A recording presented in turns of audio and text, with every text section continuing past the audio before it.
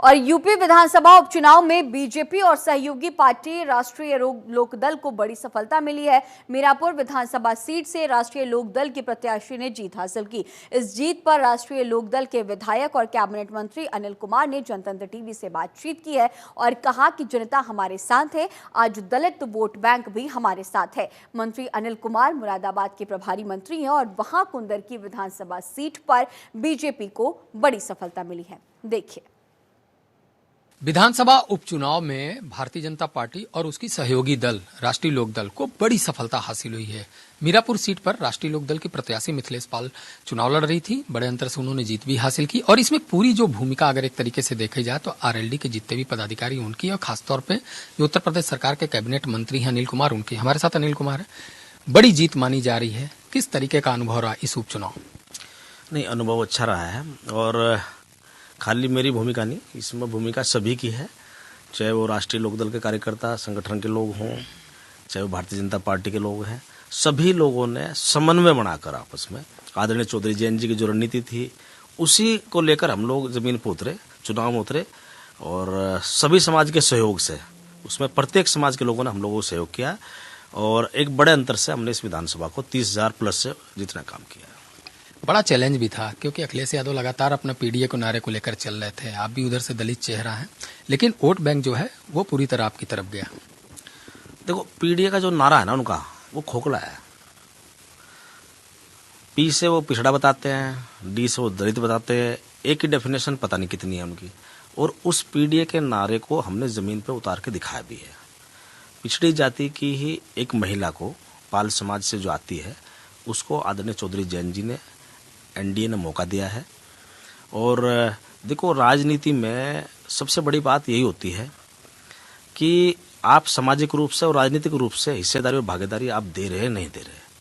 तो सबसे बड़ी बात यह है कि एनडीए की सरकार में और राष्ट्रीय लोकदल ने और भारतीय जनता पार्टी ने मिलकर जो पिछड़ी जाति के लोग हैं, जो अगड़ी जाति के लोग हैं, जो दलित समाज के लोग हैं, जो उनका हिस्सा बैठता है उसको बराबरी रूप से देने का काम किया है, सामाजिक रूप से भी और राजनीतिक रूप से भी। उसका उदाहरण एक अनिल कुमार भी है।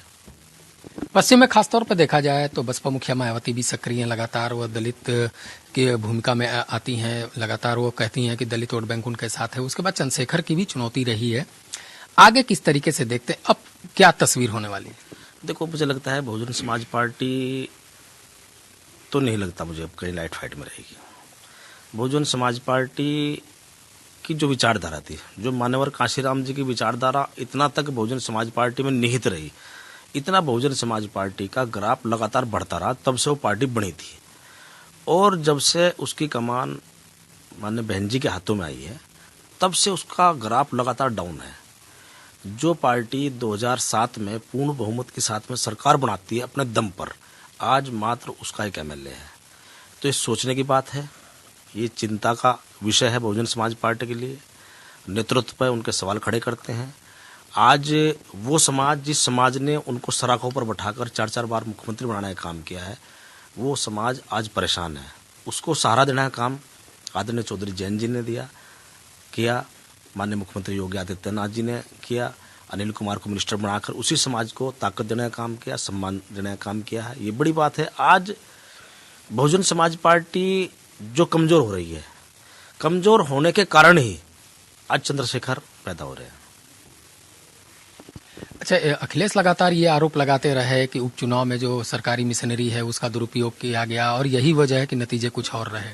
देखो, ये गलत आरोप है, मिथ्यारोप है और निराधार है। कोई प्रशासनिक दुरुपयोग नहीं किया।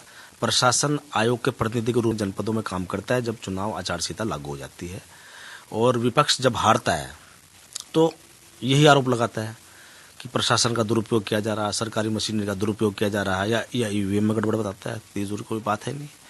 तो ऐसा कुछ नहीं है। सभी समाज के लोगों ने वोट दिया, उनका अपना बेस वोट, जिसको परंपरागत अपना मानते हैं कि ये भारतीय जनता पार्टी को वोट ही नहीं दे सकता। कुंदर की विधानसभा में जहां 62% हमारे अल्पसंख्यक समाज के लोग रहते हैं, 62% से ज्यादा, उन लोगों ने एक तरफा कुंदर की के हमारे प्रत्याशी को वोट दे दिया, रामवीर जी को। 1,45,000 का डिफरेंस से वो चुनाव जीतते। 1,70,000 उन्हें 75,000 वोट मिला है। तो सोचना चाहिए उन्हें कि उनका बेस वोट कहाँ जा रहा है। ऐसे मीरापुर में मुस्लिम समाज के लोगों ने वोट दिया है, दलित समाज के लोगों ने वोट दिया है, सभी समाज के लोगों ने वोट दिया है। और रामबीर जी के चुनाव में मैं भी गया था, वहाँ टोटल दलित समाज ने रामबीर जी को वोट दिया। वहाँ बहुजन समाज पार्टी को 1000 वोट मिली है मात्र। बीएसपी के लिए सोचने का विषय है। जब कभी पार्टी बनी थी ना बीएसपी 84 में 1000 वोट तो तब भी नहीं मिलती थी। आज जो सरकार सत्ता में रह रही पार्टी सत्ता में, उसे 1000 वोट, उससे ज़्यादा वोट वहाँ असपा को मिल गया, चंद्रशेखर की पार्टी को 12000 वोट। और वोट की संख्या वहाँ 50,000 से ज़्यादा है दलित समाज के लोगों की। बाकी लोगों ने रामबीर जी को वोट दे दिया। वहाँ जितने बीएसपी से जुड़े लोग थे, क्योंकि मैं प्रभारी मंत्री भी हूँ मुरादाबाद का, मुरादाबाद के जनपद के अंतर्गत वो सीट आती है।